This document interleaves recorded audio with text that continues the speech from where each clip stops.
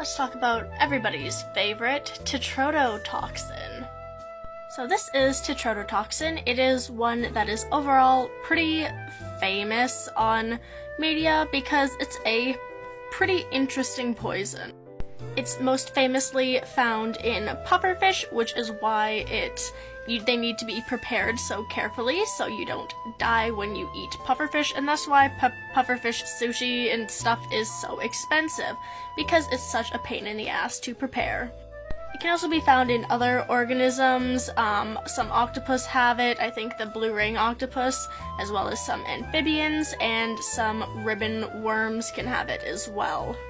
While it is found in those organisms, though, it is not actually produced by those organisms. It is almost always produced by a symbiotic relationship that certain bacteria, such as Pseudomonas or Vibrio, have within those organisms.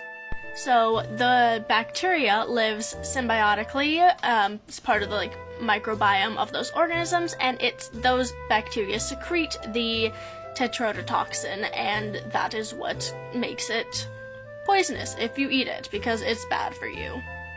So how tetrodotoxin actually works: this is a sodium gate. It allows sodium ions to pass through it and go into or out of the cell membrane in your cells.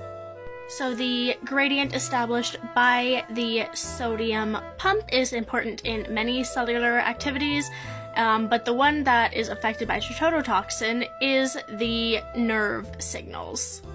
So there's this whole molecular cellular biology stuff that I could get into, but I'm not going to because gross. But basically, the pump allows neurons to send signals throughout your nervous system. That stuff is happening. Basically, it just helps your nerves signal. So if the tetrodotoxin enters the system, it shuts down those sodium gates, so there is no more gradient, so the nerves stop nerving, basically. So symptoms of tetrodotoxin can include nausea and vomiting, weakness in the limbs that may lead to paralysis, oral paresthesia, that might be how you pronounce it, which is basically numbness in and around the mouth, which may later spread to the ends of the limbs, so like fingers and toes.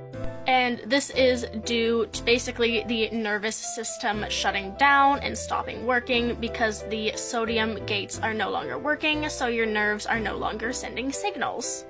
So this means your muscles stop working, your respiratory and cardiac systems stop working, you can't feel anything because your nerves aren't nerving.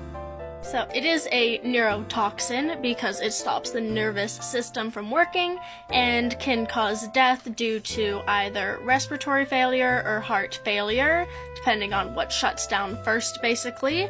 And the fun part is there is no known cure. You are probably going to die. So yeah, be careful when you're eating pufferfish.